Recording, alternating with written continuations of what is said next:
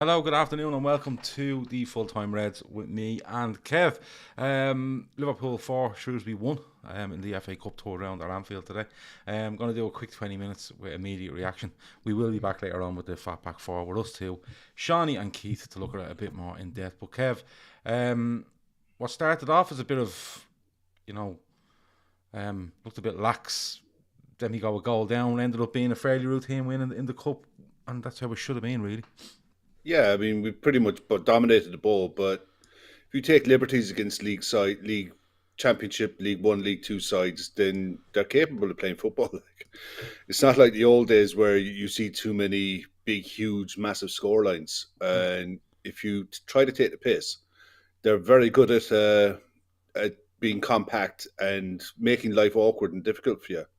And it proved to be, especially in the first 15 minutes. We didn't really show anything. It was almost like you see a lot of the lads when they play the under 21 Johnson's Paint Trophy. They get beaten up a lot.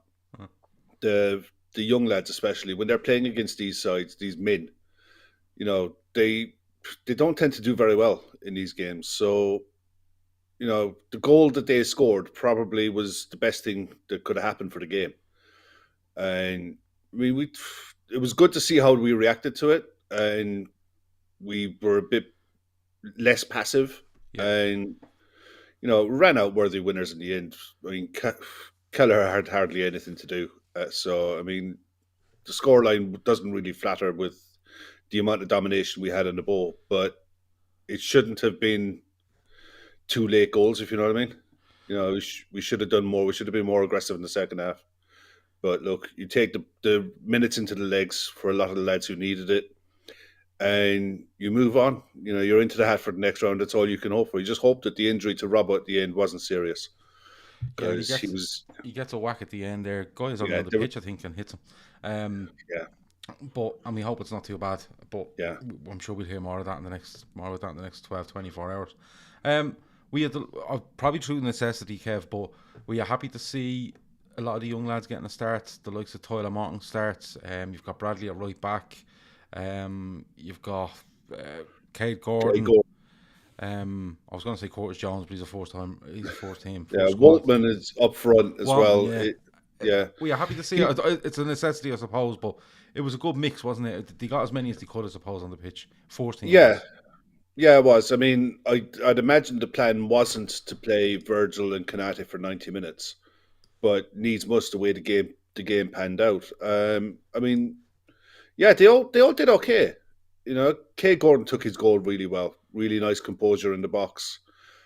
Just to take the extra touch and settle himself and get the shot away was really good from him. Uh, Tyler Morton was very good in midfield, moved the ball pretty well, kept it well, didn't shy away from anything. He was another one who needed to get some of his recent performances out of his system. And yeah, he did okay. Dixon Bonner, I thought, was very good. Really good. Yeah, I was really happy for him Yeah. because he's always coming up through the youth ranks. He's always been thereabouts, and I was happy for him. I was disappointed he didn't get his goal, obviously, but look, he did everything right. I mean, he got it past the keeper. It was the keeper's leg who got him in the end, but he did really well. I was Yeah. happy with all of them, to be fair, apart from when their goal. And I was more unhappy with Ibu Kanate than I was Bradley. with Bradley because, yeah, Bradley could have got a bit closer, Yeah, but but everything, Kanate should everything, starting position should always be the corner of the 6 yard box. yeah, everything Kanate did there was wrong. His body position was wrong. He was facing the wrong way. He was dropped too deep too quick. He couldn't see the runner behind him. It was just everything was wrong with that. And it was a good finish. Don't get me wrong. It was they from that side they had two or three really good crosses Yeah. in the game, but that was pretty much it. Yeah. You They know, do. they They get a good cross in early. No, probably 4 or 5 minutes before the goal, and it's one mm, right across, and it's a really good ball in. No yeah, one can get onto it, and then he gets one-on-one with Bradley, and he just shifts it and hits it. But I remember listening, and I'm not as big a fan whatsoever, but I remember listening to Rio Ferdinand years ago, and he always said when a ball is coming in like that and it's on your side, you should be on the corner of the 6 yard box. It yeah, stops.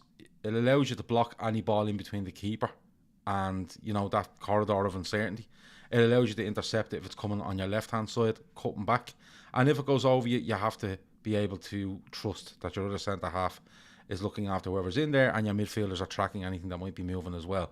And that's always, he said that, and I've heard a couple of defenders over the years say that they always look for the corner of that 6-yard box because it's the perfect position when the ball is coming in from that area. I'm not talking about from 30 yards from the byline. I'm talking about when there's a player running towards the byline and trying to whip it in there. That's where they should be. And Konate, you can see he wants to get there.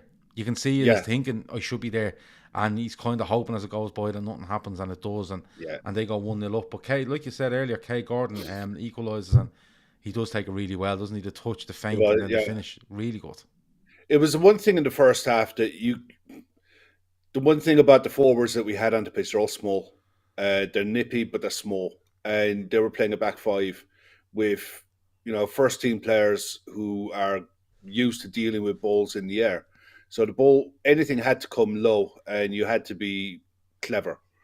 It wasn't a case that Bradley could just put the ball out of his feet and whip crosses in all day long. That was just never going to work. So he got Bradley put a really good ball in for him, and the touch onto the left foot and the composure to take the finish, side foot in, was very, very good. First senior goal, won't be his last by any chance. The talk I'm seeing for this kid is they're putting him on a special diet to try and bulk him up and physically get him ready for next season.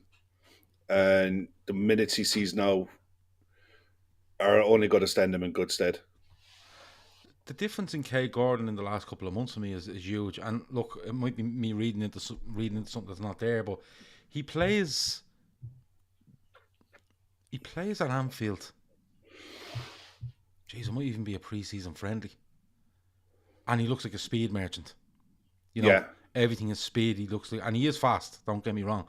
But everything seemed to be get him in space, get him one-on-one, and he's a speed merchant. But today he looked very technical in what he was doing, And what I mean by that is, like, it's fairly simple stuff, but he was getting the ball in, he was holding it off, he was moving, dropping a shoulder, playing it, looking for passes. And it surprised me a little bit because when I seen him on the team sheet, I thought we look to get in behind with him, get him in behind him. Now I know they'll sit back, but if they can get him one-on-one with a fullback, he's going to have a right go with them pace-wise. But there was a lot more to his game, wasn't there, than just what I was expecting as in pace.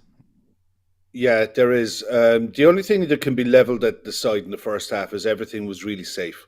Yeah. And I think that carried on through the 90, to be honest. Everything was, there was no risk, in anyone's play. And maybe that's what he was told to do. Check back, go out and go again. Try to pull the three centre-backs, try and pull one of them out and make space that way. Because it wasn't just him, it was everyone was doing it. We were a bit better in the second half when Curtis dropped into midfield and Dixon Bonner went left wing. Yeah, I think Curtis, being in midfield, isn't too bothered about putting his foot on the ball and taking someone on in midfield. But everyone else, nobody else really did. And it's a bit of a worry for the rest of the month, to be honest. With what we ended up on the pitch, we looked an awful lot like Arsenal used to look, looking for the perfect goal, looking to walk it in. And with the games we've got coming, it's a bit of a worry for me that obviously you're going to miss Salah and Mane out of any side, but without them, they're you've almost got to really work a back four to make space in the box to get a goal, and it will be difficult. It will be really difficult against better opposition. It's, I suppose, when you look, it comes across as looking for the perfect goal because of the personnel you have. Like we've just spoken about, you can't whip balls in. When we have a full team out, Trent and Robbo can whip balls in because Mane is decent in the air and Jota is decent in the air. Salah is not renowned for it, but Firmino is known to get his head in the ball every now and then as well. Whereas today you could see you had a midfielder playing left-sided forward in Curtis Jones. You had Kay Gordon that looked to keep wide, and the guy Waldman in the middle. Waldman, he's small, the sort of way. So we had to look for passes, but you could see from a lot of the passing that went on and the phases and the I suppose the little phases they were trying to play in and the areas they were trying to play in, that you could see they hadn't played an awful lot together in this, not in this system, but to this standard and personnel, all different personnel around each other. That was kind of shown to me. Whereas if Liverpool probably had one or two more on the pitch in a forward area that were used to doing what they do with other lads, I think we would have opened up a lot easier, because there was times there where you go, oh, we would have just played that there and we would have been in. You know what I mean? You saw the difference when Bobby came on. He was he looked really good on the ball, really comfortable on the ball. He deserved that clatter at the very end because he was taking the piss a bit. Yeah. He got an absolute right clattering right at the very end of it that led to Fabinho's second goal. Yeah. You can't really do that kind of stuff and expect to get away with it. But in general, his all-around play, his touch was really good. He was his goal was lovely. It was just pure Bobby, but he was busy, and we need that. We need him to be that player. Well, when you look at it, you're happy to see Firmino come on, because he's going to be huge for us in the next month. Yeah, massive. He's coming back from injury. He's a huge player for us anyway, but it's going to be magnified over the next month or so, or whatever amount of weeks it is until the lads are back from the AFCON. But can I ask you though? I don't know how much hair Steve Cottrell has left, right? But what was the centre half thinking on that free kick? There's no reason to jump up, and he done it earlier in the game. He did it earlier and got away with it, yeah. But so the ref was looking for it then. Why is it his attempt to jump up and put his hands in the air as if he's being pushed to look for a free out? But look, come on, it's one you of can't those, be putting your hands up that high in the air in the box. You're asking for trouble, and he's at 1-1, and it's just approaching half time. It's about the 43rd minute, I think. Yeah, something like that. Just go up and contest the header, because Van Dijk's not looking to score. Van Dijk's looking to head it back across. But I'd be fuming. It's one of those. I think it's one of those you get away with without VAR, and you look at it. How many defenders used to defend like that for years? With your arms outstretched, or an arm away from the body, that kind of stuff.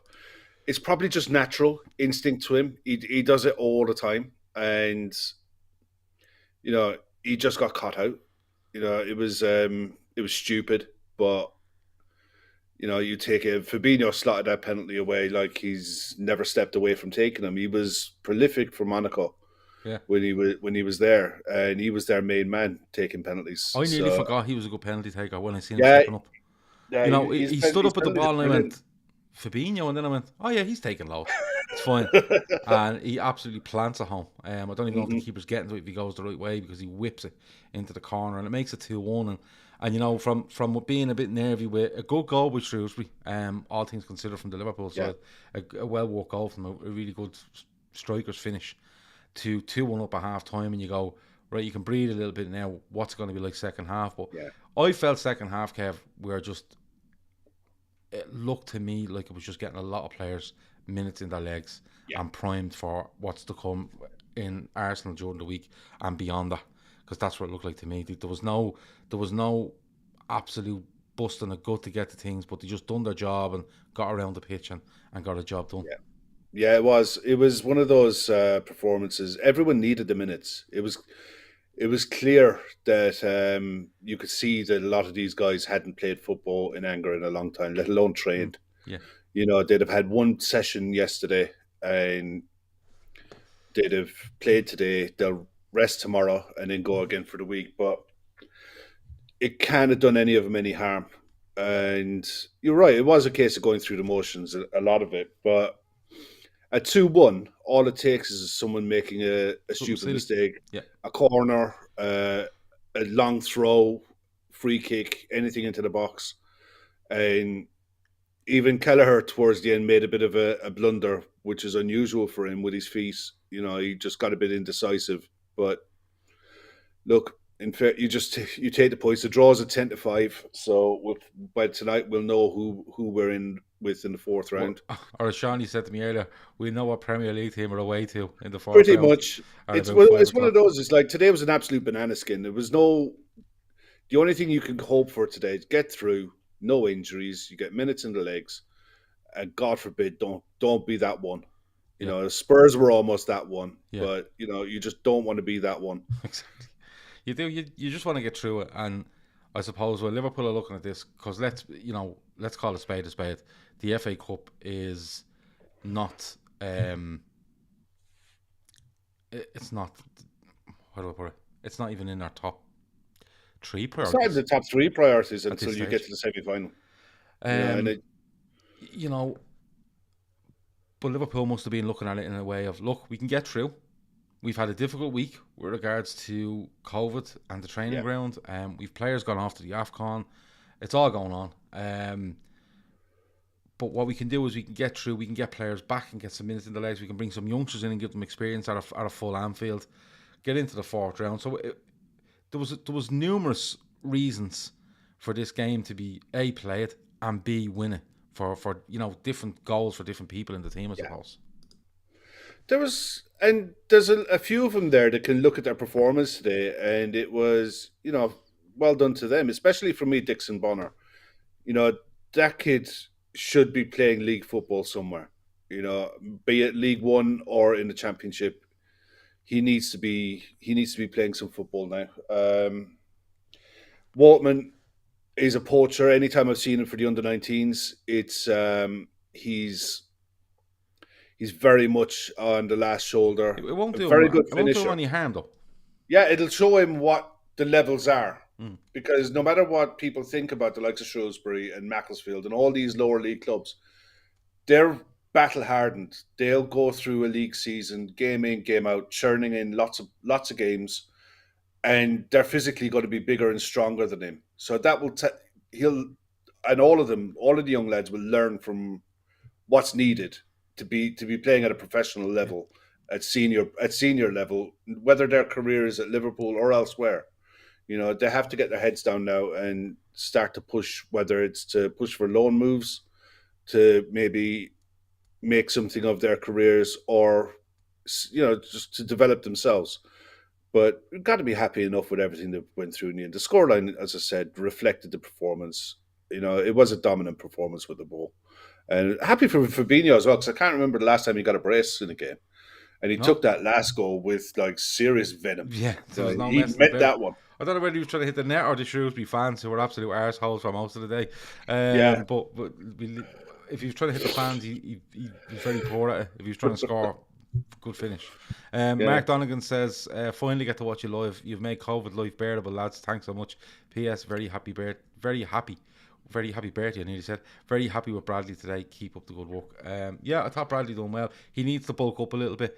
And I think if he's in, not bulk up, maybe bulk up, but I think you'll see him getting stronger and faster.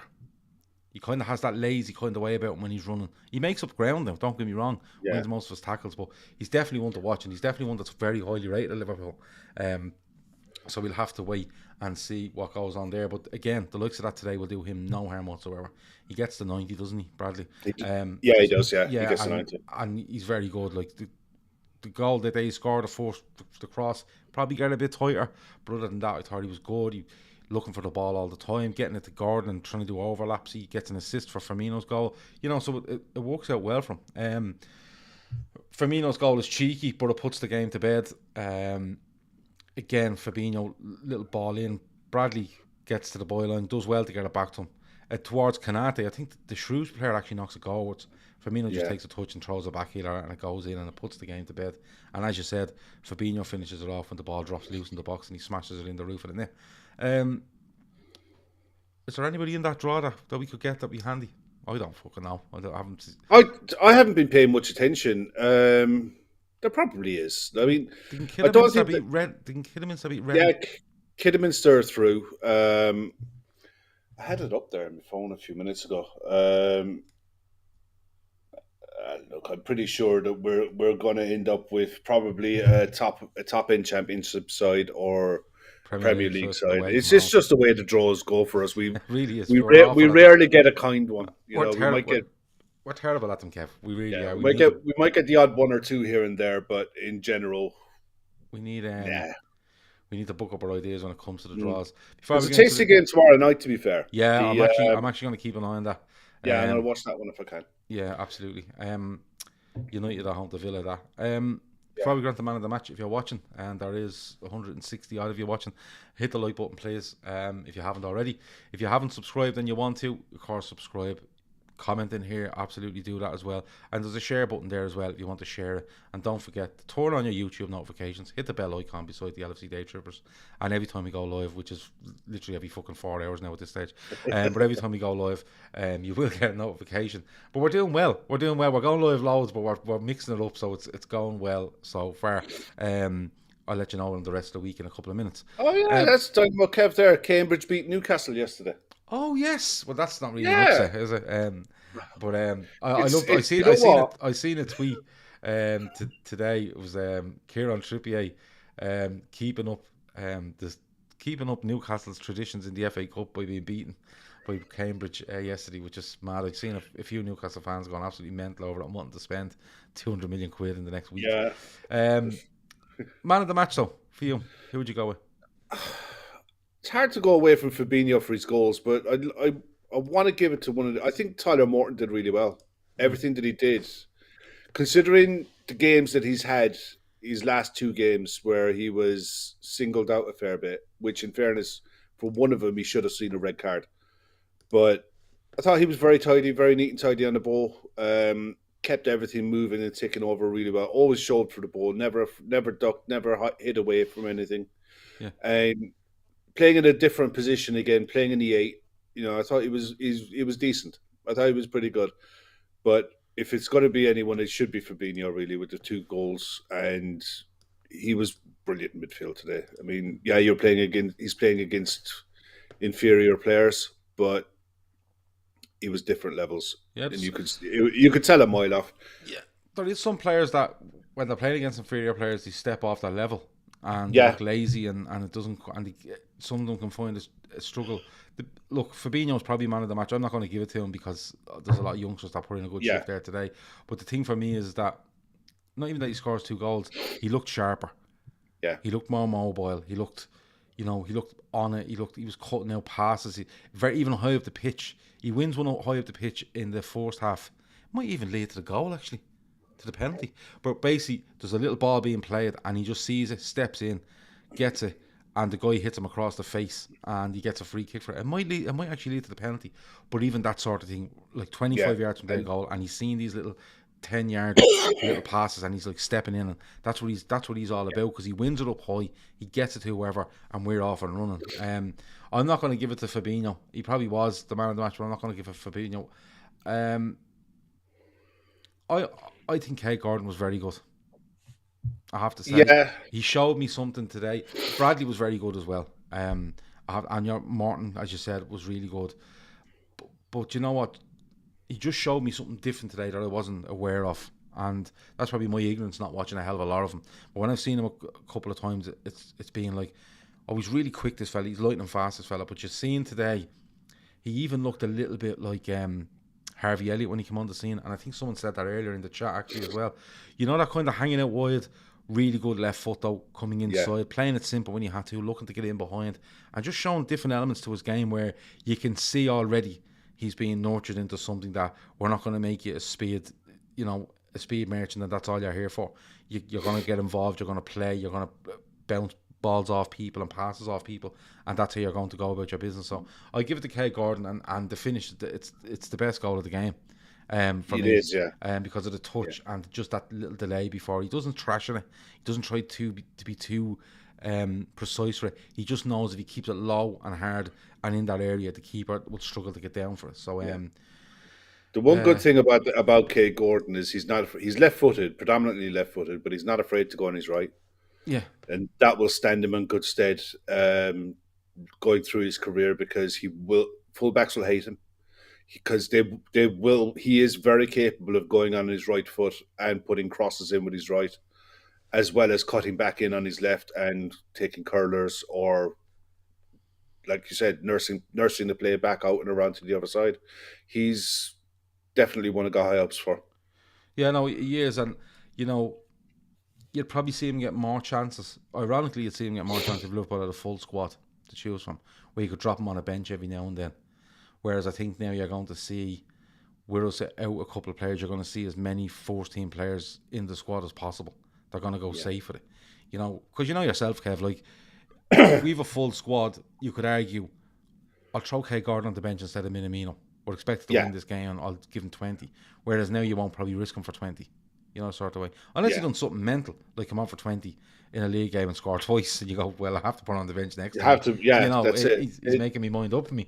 But we'll I have to wait I and think see. he's still too young for for first team football. If I'm honest, even it's players like him that would have really benefited from having 5 subs. That you could have played, given him 10 minutes at the end of games if he was if the game situation warranted it, and it would have helped his development a lot. And a lot of clubs would have been in that position where you might be 2-0 up, 3-0 up, 20 minutes to go, and you want to nurture some young talent, but the way the league has gone and the way things are, the way our position is in the league, I wouldn't say top four is a lock, I think, but you don't want to get dragged into a conversation about it at the same time, so it's just got to be wary of, we've got to get back to picking up wins. That's the first win we've had in a while, it feels like. And you're right on the top 4 thing. Like, I'm still looking up rather than down. Yeah. But, if you win another 10 league games, you get top 4. Simple as that.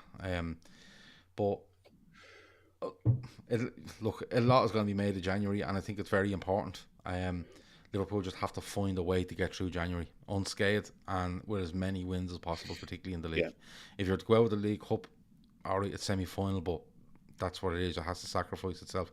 And depending on the draw in the FA Cup, you go, you know what, that's the way it is. Because at the end of the day, Liverpool want to be going into February with as high as points total as possible for the league, and you want to be as strong as possible personnel-wise for the Champions League that's coming. And that's just the way it is. That's it. It comes around quick. Yeah, no matter whether you like the League Cup, the FA Cup, or whatever, that's just the way it is. Rajabi said we need to go strong versus Arsenal Thursday. We need to put a serious beating on them. What I'd expect on Thursday, and we'll talk about it a bit longer, bit later, is I think they will. I think, and it'll be only for not for the reason that it's in the semi-final and we're absolutely going all guns. I think that he's just going to need to put players on the pitch to get momentum back in them, rhythm back in them for the next league game. You know what I mean? It's one of those.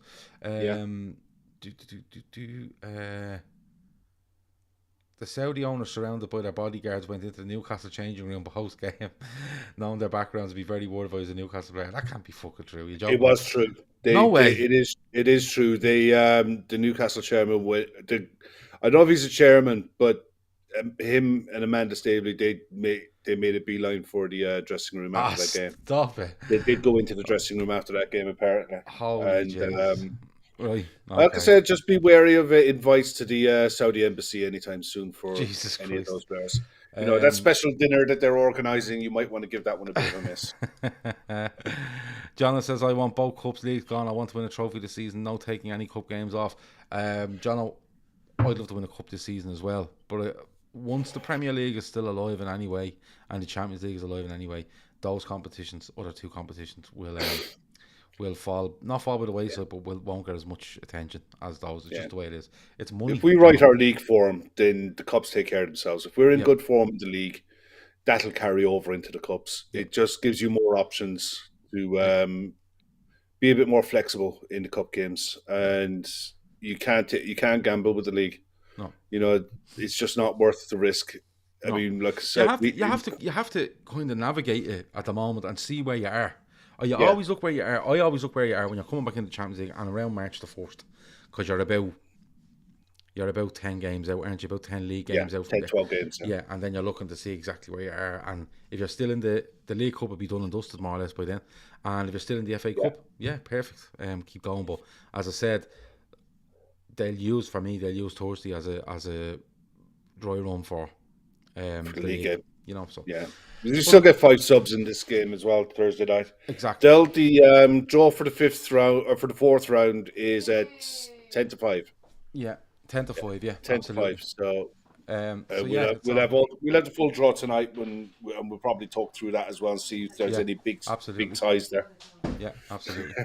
Well, listen, I'm going to head because my family have just jumped in on top of me here.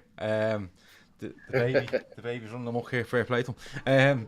So listen, we're back at 10 o'clock tonight with the Fatback 4, and we'll be here all week. I'll be here all week at 2 p.m. and we've loads of shows coming during the week as well. My child has realised that the Christmas tree is gone. There's going to be war. That's it. Talk to you in a bit. Over and out.